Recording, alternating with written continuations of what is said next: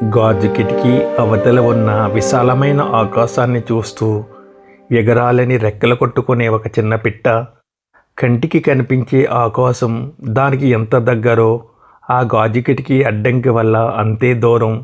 మన మొబైల్ స్క్రీన్పై వేలితో పైపైకి స్క్రోల్ చేస్తూ మనం చూసే వంటల వీడియో అయినా, జ్యోతిషం అయినా, ఎవరో చెప్పే భక్తి కథ అయినా అన్నీ ఆ గాజు కిటికీ అవతల కనిపించే ఆకాశం లాంటివే. చూడగలం, కానీ నిజంగా అందుకోలేం. ఎందుకో ఎప్పుడైనా ఆలోచించారా? మనం రోజు చూసే వీడియోలు మన వ్యక్తిత్వాన్ని, మన అలవాట్లను, మన మానసిక స్థితిని ఎలా ప్రతిబింబిస్తాయో ఈ వీడియోలో చూద్దాం. మొదటివి వంట వీడియోలు. ఒక చెయ్యి పసుపు పచ్చని కూరను కలుపుతూ ఉంటుంది. నూనె చిటపటలాడుతూ ఉంటుంది. చూడగానే నోట్లో నీళ్లూరుతాయి. కొందరు ఆ ఉత్సాహంతో వంటగదిలోకి పరిగెడతారు. ఒక వంటకం, ఇంకో వంటకం, మరో రుచి. రుచి కోసం మొదలైన ఈ ప్రయాణం చివరికి శరీరం మోయలేని బరువుగా మారుతుంది. మరికొందరు అసలు వండనే వండరు. చూస్తారు, ఆనందిస్తారు, మళ్ళీ ఇంకో వీడియో చూస్తారు.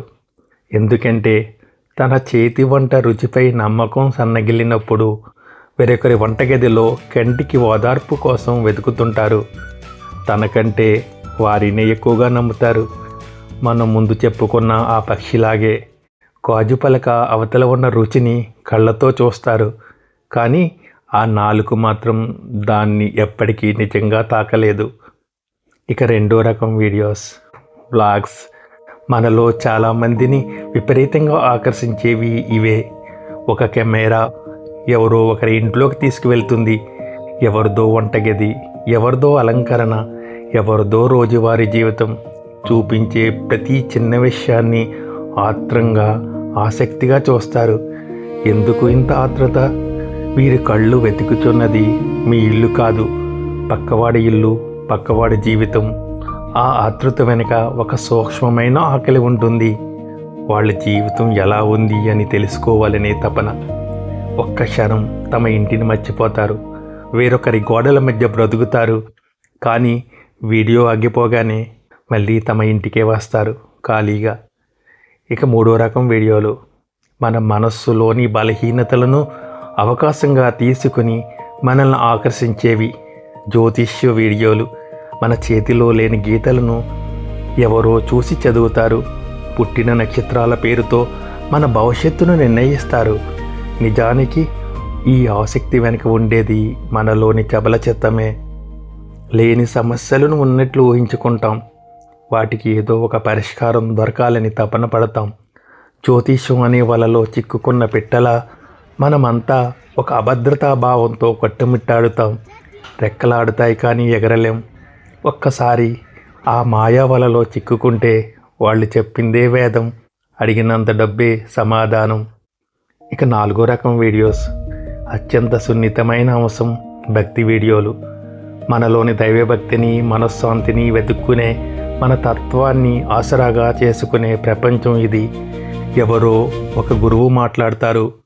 అక్కడికి వెళితే ఇది వస్తుంది, ఇది చేస్తే అది పోతుంది, అందులో దూరితే ఇది సిద్ధిస్తుంది అని మనం వింటాం, నమ్ముతాం, పాటిస్తాం.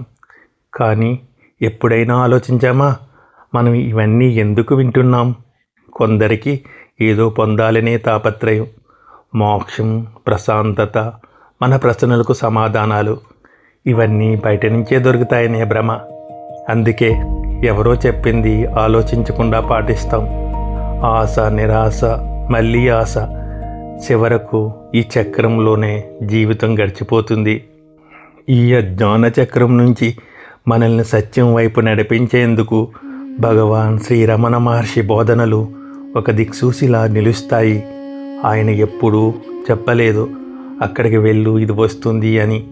ఆయన అడిగింది ఒక్కటే, నిన్ను నువ్వు తెలుసుకో. ఎందుకంటే మనం వెతుకుతున్నది ఏ గురువు దగ్గర లేదు, ఏ పుణ్యక్షేత్రంలోనూ లేదు, ఏ వీడియోలోనూ లేదు. భగవాన్ శ్రీరమణ మహర్షి చూపించిన మార్గం ఒక్కటే. మీరు బయటే వెతుకుతున్నంతకాలం ఈ అజ్ఞానం అనే పొర తొలగిపోదు. నీలోకి నువ్వు అంతర్ముఖం కావడమే అసలైన ఆత్మవిచారణ. ఈ వీడియో ఇక్కడతో ఆగుతుంది. కానీ మన ప్రశ్న ఇక్కడ నుంచే మొదలవ్వాలి. నేను ఎందుకు వెతుకుతున్నాను? నేను ఎవరు? ఓం నమో భగవతే శ్రీరమణాయ.